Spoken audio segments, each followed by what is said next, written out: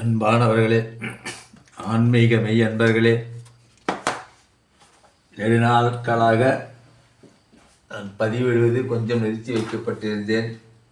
நான் டைலர் கடை நடத்தி வருகின்ற காரணத்தினால் பதிவிட நேரம் இல்லாத காரணத்தினால் கொஞ்ச நாள் நிறுத்தி வைத்திருந்தேன். இப்பொழுது கொஞ்சம் நேரம் கிடைக்கின்ற காரணத்தினால் மறுபடியும் பதுவையிட சிறுவர்களும் குருவர்களும் கூட்டியிருக்கின்ற காரணத்தினால் ஆன்மீகத்தை பற்றி எனக்கு தெரிந்த சில பதிவுகளை இட சிறுவர்களும் குருவர்களும் கூட்டியிருக்கின்றது. பசு பாச இயல் என்ற தலைப்பில் இன்று ஒரு பதிவை இருக்கின்றேன். சர்வ அண்ட பிண்ட சராசரங்கட்கும் ஆதி பிதாவாய் வயங்கும் ஈசன் ஒருவன் என்றும் நித்தியனாயுள்ளான். இந்த சர்வத்திற்கும் ஒரு தெய்வம் யாரென்றால் ஈஸ்வரன். அவன் அனாதி எனப்படுவன், பரிசுத்தமானவன், பரிசுத்த ஞானமுடையவன், வேதகாம நூல்களால் உறுதி செய்யப்பட்டவன், சமானரகிதன், சத்து சித்து ஆனந்தம் என்னும் மூன்றையும் ஒருங்கே பொருந்தி நாம ரூப பேதங்களாயுள்ள சமத்த சராசரங்களிலும் சச்சிதானந்த சுரூபமென நிறைந்த பொருளும் அவனே. அவனே பரமசிவம் என்னும் பரமான்மா பிரம்மம். அவனே பதி, அவனே குகன். சர்வ புவனங்கட்கும் அவன் ஒரே தெய்வமாயுடன் என்பதற்கும் ஒரு ஞானியினுடைய சுவான பூதியில் சகலாசாரமும் மறையை சிதாகாச சோதியொன்றே தோன்றுதலும் அவசியமான நிக்கிரக அனுக்கிரகாதி அற்புதங்கள் அந்த ஞானி அகத்து நிகழ்தலும் இவைகள் அந்த ஞானி போல் வாழ்வார்க்கெல்லாம் விகற்பின்றி எய்தலும் தக்க ஏதுவாயிருப்பான். ஆன்மாக்கன் ஆனந்தம் அவை பசுவென்னும் ஒரு சொல்லில் அடங்கும். ஆன்மா பாசத்தில் கட்டுண்டமையார் பசுவெனப்பட்டது அதற்கே அகத்தா. அணு சீவான்மா சுதந்திர ஈனன் கிஞ்சனன் சிதாபாசன் பாசி புருளன் புமான் சேதனன் ஆதன் இயமானன் உயிர் ஆவி புத்தி பிராணன் சதசத்து புற்கலன் தேகி என்னும் பெயர்கள் வென்று நூல்களுமாய் இச்சீவான்மா அனாதி நித்திய பொருளொன்று அவை கூறும். மேலே சொன்ன அனாதி நித்திய பரமான்மாவென்னும் ஒரு சூரியனுடைய பிம்பமே உயிர்களின் உள்ளடங்கி என்னும் கட சகலந்தோறும் தோன்றுகிற பிரதி பிம்பங்களாகும். அந்த பிம்பத்தை அந்தரியாமி என்னலாம். அது தெளிவான சலத்திலே தெளிவாக காணப்படுமாகளின் அந்தகார அஞ்ஞான ஆன்மா அதனை தரிசியாது. ஞான வெளியான்மா தரிசிக்கும். அந்தரியாமிக்கும் அச்சலமே தூல சரீரமும் அச்சலமே சூக்கும சரீரமும் சூரிய பிம்பம் தோன்றுகின்ற கட சகலங்களுள் ஒன்று சுகமாயிருக்கும். அனைத்து அண்டம் எனப்படும் உலகங்களுக்கும் ஜீவன் உடல் ஆகிய பிண்டங்களுக்கும் அசையும் அசையா பொருள்களுக்கும் முதலான தந்தையாக விளங்கும் ஈசன் ஒருவன் என்றும் அழிவில்லாதவனாக உள்ளான். அவன் அனாதி தோற்றம் முடிவு தாய் தந்தையற்றவன் எனப்படுவன். தாய் தந்தைக்கு பிறந்திருந்தால் நமக்கு அழிவு இருக்கும். தாய் தந்தை இல்லாமல் தோன்றிய காரணத்தால் அவனுக்கு அனாதி அழிவு இல்லை. பரிசுத்தமுடையவன், பரிசுத்த ஞானமுடையவன். வேத ஆகமம் முதலான நூல்களால் துதிக்கப்பட்டவன், சமான ரகிதன், சத்து சித்து ஆனந்தம் என்னும் மூன்றையும் ஒருங்கே பொருந்தி பெயர் உருவ வேறுபாடுகளாயுள்ள வலிமை பொருந்திய அசையும் அசையா பொருள்களிலும் சச்சிதானந்த சொரூபம் கடவுள் என நிறைந்த பொருளும் அவனே. அவனே பரமசிவம் என்னும் பரமான்மா பிரம்மம். அவனே பதி, அவனே குகன். எல்லா புவனங்களுக்கும் உலகங்களுக்கும் அவன் ஒரே தெய்வமாய் உள்ளான் என்பதற்கும் ஒரு ஞானியனுடைய தெய்வ அருளில் அனைத்து அசையும் அசையா பொருள்களிலும் மறைய சிதாகாச அறிவு வெளியான ஜோதியன்றே தோன்றுதலும் அவசியமான தண்டித்தல் அருள் புரிதல் முதலான அற்புதங்கள் அந்த ஞானியின் உள்ளத்தில் நிகழ்தலும் இவைகள் அந்த ஞானி போல்வார்க்கு எல்லாம் வித்தியாசமின்றி பொருத்துதலும் உரிய ஏதுக்களாகும். ஆன்மாக்கள் அளவற்றன. அவை பசு என்னும் ஒரு சொல்லில் அடங்கும். ஆன்மா பாசத்தில் கட்டுண்டமையால் பசு எனப்பட்டது. அதற்கே அகர்த்தா அணு சிவான்மா சுதந்திர ஈனன் கிஞ்சனன் சிதாபாசன் பாசி புருளன் புமான் சேதனன் நாதன் இயமானன் உயிர் ஆவி புத்தி பிராணன் சதசத்து புற்கலன் தேகி என்னும் பெயர்கள் உள்ளனவென்று நூல்கள் நுவலும். இச்சீவான்மா அனாதியா என்றும் அழியா பொருள் என்றும் அவை கூறும்.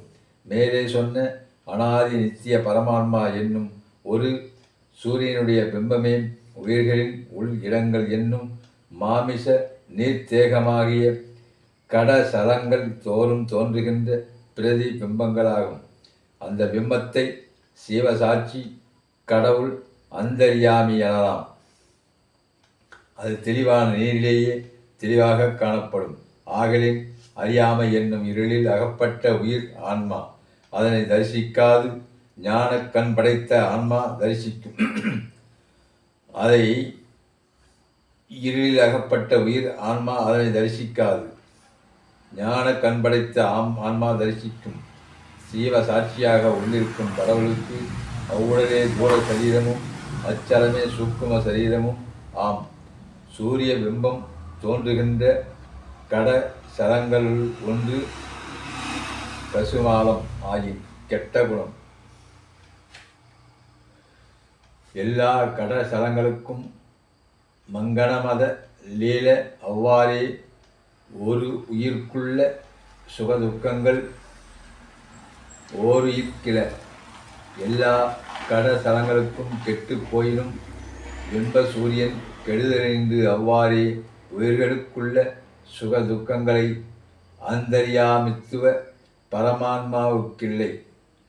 பரமான்மாவாகிய பரசிவன் ஆன்மக்கலி இருந்தவாறு சிருஷ்டி திதி சங்காரம் திரோபவம் அணுக்கிரகமென்னும் உண்மை பொருந்திய தொழில்களையும் பிரமா விட்டுணு உரித்திரன் மகேஸ்வரன் சதா சிவன் என்னும் ஆனவர்களிடமிருந்து சுத்த மாயை அசுத்த மாயை சுத்த மாயை என்னும் முதற் காரணங்களால் மூன்றையும் கொண்டு செய்வன்.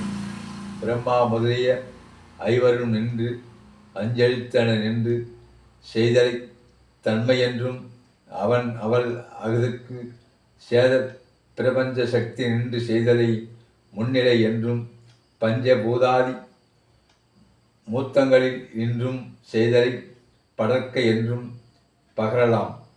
பிரமா முதலிய நான்கு மேனியும் உருவமெனவும் சதாசிவமேனி உருவம் அருவமும் எனவும் இவ்வைந்திற்கும் மேலதாயுள்ள குடிலைப்பரம் அருவமெனவும் விளம்பப்படும் அருவம் இரகசியமாம். இந்த ஆறும் பிரசன்னமாக நிற்கும் மூர்த்தியை அருமுகச் சிவனென்னும் அருவம் அருவமேயாக மற்றைந்தோடும் பிரசன்னமாய் நிற்கும் மூர்த்தியை ஐமுகச் சிவன் என்னும் கூறலாம். ஒருவனுக்கு விழிகள் இரண்டாயினும் அவை கண்டொழிலும் இனுக்கெழுந்த தொன்றாய் கண் எனவே நிற்குமாறு போல அவ்விரு மூர்த்திகளும் ஒரு சிவன் எனவே நிற்றல் கிடக்கும் உண்மை என்க. அச்சிவனுடைய இலீலா மூர்த்தங்கள் பலவற்றுள்ளும் இளங்கோற்பவம், முகலிங்கம், சதாசிவம், மகா சதாசிவம், உமா மகேஸ்வரனும், சுகாசனம், உமேசம், சோமஸ்கந்தம்,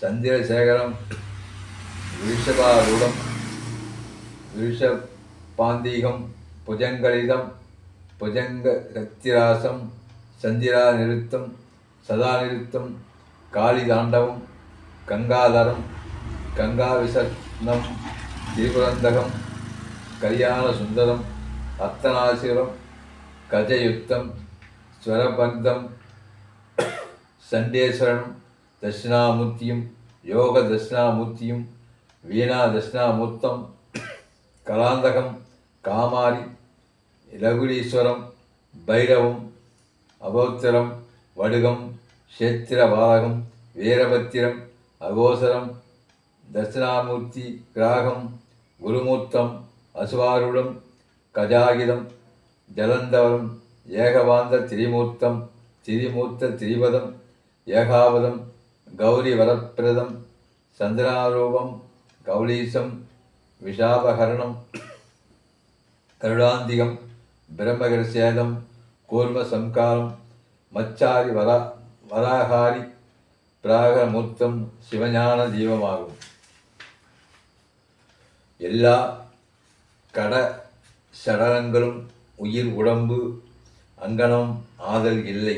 அவ்வாறே ஓர் உயிர்க்கு உள்ள சுகதுக்கங்கள் ஓர் உயிர்க்கு இல்லை.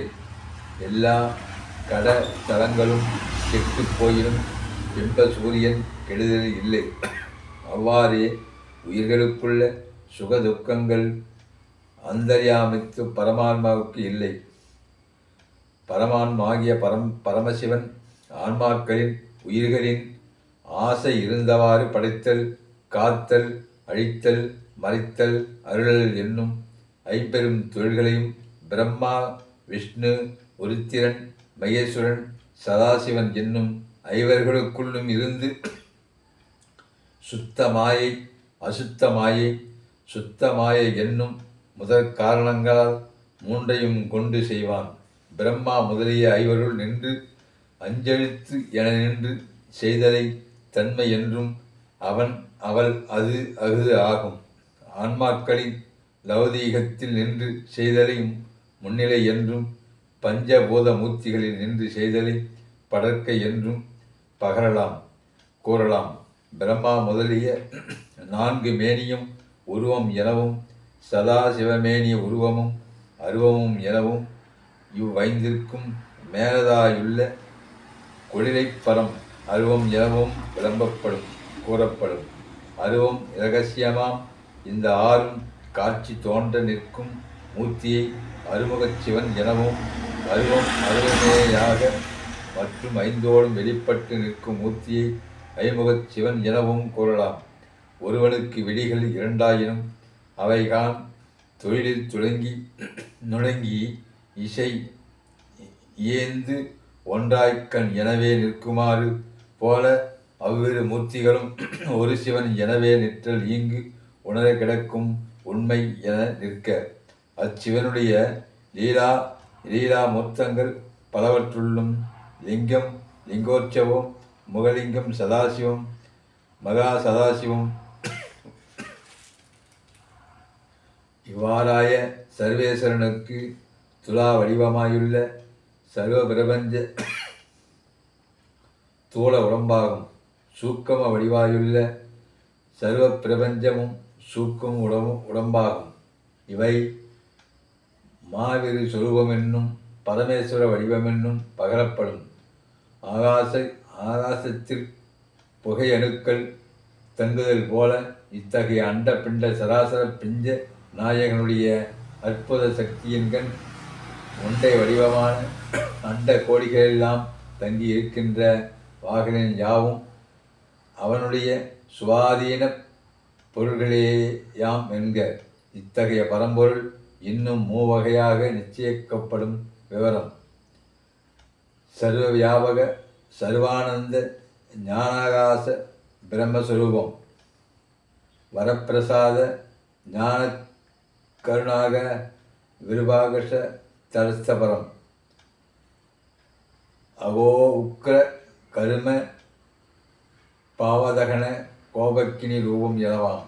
இவற்றுள் மூன்றாவதாலே அனுகிரகித்து தன் பக்கத்தில் இன்று துய்தி பெற தக்க பலன்களை கொடுத்தலும் முதலாவதிலே ஒன்றாய் வைக்கும்படி கடாசித்தலும் ஒன்றாய் வயங்குதல் பரமானந்த பேதத்தில் ஸ்ரீவான்மா போதம் இதயமாய் ஞானகாச மேய பேதமின்றி பிரகாசித்ததாம்.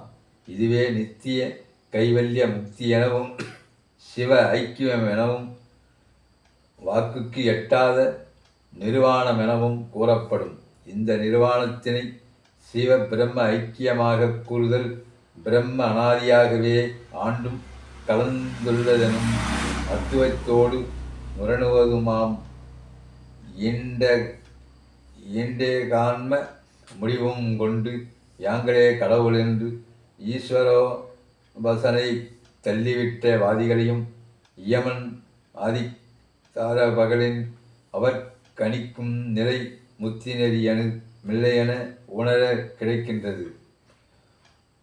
பன்முகச் சமய நெறி படைத்தவரும் மியாங்களும் கடவுள் ஒன்றிலும் பாதகத்தவரும் வாத தர்க்கமிடு படியரும் தலை வணங்கிட தன்முகத்தினுள் வரவழைக்கும் என இரத்த பிடற்பாதம் சிஷ்யாபாவம் என்னும் 64 அட்டமா மூர்த்திகள் எனப்படும். இவ்வாறு உள்ள சர்வேஸ்வரனுடைய துலா வடிவாய் புறசரீரமாய் உள்ள சர்வ அண்டங்களும் தூள உடம்பாகும். சூக்கம வடிவாயுள்ள நுண்ணிய உடலாக உள்ள அனைத்து உலகங்களுக்கும் சூக்கும உடம்பாகும். இவை மாவிஸ்வ ரூபம் அனைத்தும் உலகங்களும் அடங்கிய பெரிய வடிவம் என்னும் பரமேஸ்வர வடிவம் என்றும் பகரப்படும். ஆகாசத்தில் புகை அணுக்கள் தங்குதல் போல இத்தகைய அண்ட பிண்ட சராசர பிரபஞ்ச நாயகனுடைய அற்புத காச சக்தியில் உண்டை வடிவாக அண்ட கோடிகள் எல்லாம் தங்கி இருக்கின்ற ஆகலின் யாவும் அவனுடைய சுவாதீன உரிமையுள்ள பொருள்களேயாம் என்க. இத்தகைய பரம்பொருள் இன்னும் மூவகையாக நிச்சயிக்கப்படும்.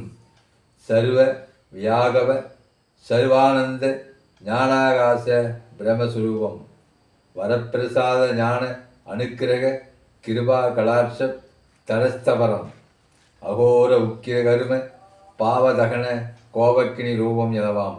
இவற்றுள் மூன்றாவதாலே மரபக் கருணையை தண்டித்தல் ஆன்மாக்களை தண்டித்தலும் இரண்டாவதாலே அணைகித்து அருள்பாலித்து தன் பக்கத்தில் இருந்து ஈடேறும்படியான பலன்களை கொடுத்தலும் முதலாவதாலே ஒன்றாய் விளங்கும்படி அருள் புரிதலுமாய் ஒன்றாய் வயங்குதல் விளங்குதல் பரமானந்த போதத்தில் சிவான்மா போதம் இதயமாய் இரண்டரக் கலந்து ஞானாகாச மேய பேதமின்றி வேறுபாடின்றி பிரகாசித்ததாம். இதுவே நித்திய கைவல்ய முத்தி எனவும் சிவ ஐக்கியம் எனவும் வாக்குக்கு எட்டாத நிர்வாணம் முத்தி எனவும் கூறப்படும். இந்த நிர்வாணத்தினை முத்தி நிலையை சிவ பிரம்ம ஐக்கியம் இரண்டரக் கலத்தல் எனக் கூறுதல் பிரம்ம அனாதியாகவே எங்கும் எதிலும் கலந்துள்ளது என்னும் அத்வைதத்தோடு முரணுவதுமாம் என்று ஈஸ்வர உபாசனையை தள்ளிவிட்ட வாதிகளையும் யமன் தனது அதிகாரத்தால் நடத்துவான். ஆகலின் அவர்கள் நிற்குநிலை முத்தி நெறிதலும் இல்லை என உணர கிடைக்கின்றது. இதனை ஆன்மீக மெய்யன்பர்களே, இதனுடைய அடுத்த பகுதியை நாளைய பதிவில் பதிவிட இருக்கின்றேன். மெய்யன்பர்கள் அனைவரும் இதுவரை பொறுமையாக பார்த்ததற்கு மிக்க நன்றியை தெரிவித்துக் கொள்கிறேன். வணக்கம்.